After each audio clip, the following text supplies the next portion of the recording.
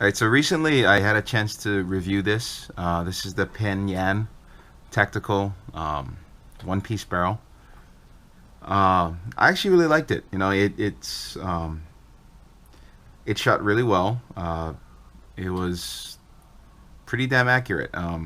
The the big advantage of this design is the stability of it all. The inner barrel is actually built one piece with the outer barrel. I liked it. It performed well.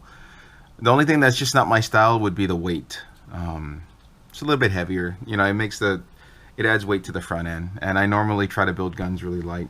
So for the test, I'm going to be using your standard run-of-the-mill Polar Star. We're going to be using the exact same lower, upper, bucking, hop up, everything between the two barrels. The only thing that's going to change in the test between the two is the barrels. Everything else is going to stay standard. And of course, I take my time to set up the alignment on both setups, making sure that they're both straight and true. So what came under scrutiny with this barrel, with the Penn, was the polish of the bore, or the inside of the barrel. So that brought me to doing a comparison, because I wanted to see for myself if the polish of the inside of the bore really did make a huge difference. For me, the barrel worked good. Put it on a S&P, put it on a couple other different guns, I put it on a Polar Star, and the results were pretty much all the same. It was shooting right on my crosshairs in my scope.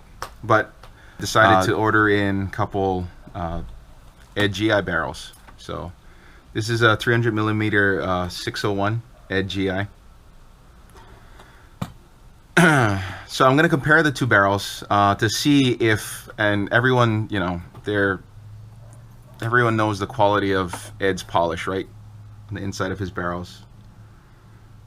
So we're going to put the bore quality to test, seeing if the Penn stacks up to the EdGI in performance. And this is, I'm not testing range. Range is, it's subject.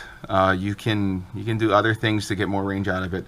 All we're trying to do is compare flight path and accuracy between these two barrels. Of course, this is a 6.03, this is 6.01. So with the Polar Star, I'm actually going to have to change the dwell between the two. So the test parameters, or the comparison, is going to be based off these two barrels. GMP hop up, standard unmodified maple leaf bucking, sorry. Some O-rings to stabilize the EdGI barrel. The air rig, I'm going to be using a Storm, and it's going to be at 100 psi. The reason why I'm going to use 100 psi for both barrels is that, again, this is a Polar Star. Just so happens this one, it doesn't like anything below 90 psi. So to take out the variables of the Polar Star and everything, we're going to be comparing them both at 100 psi. Of course, with the dwells tuned. The upcoming video that I shot, it's with a Mobius 25 millimeter lens. Again, the gun is sitting on a bench. We're sitting down on the bench on a bipod. The tree is 160 feet away from us. So we actually did break out the tape measure and check it out. Reason we didn't go up to 200 feet is because if you see the video too, it was extremely windy. At about that distance, the two barrels were performing well. Past that distance, in the wind was taking the BB, so it wasn't that great of a comparison, watching things being blown by the wind.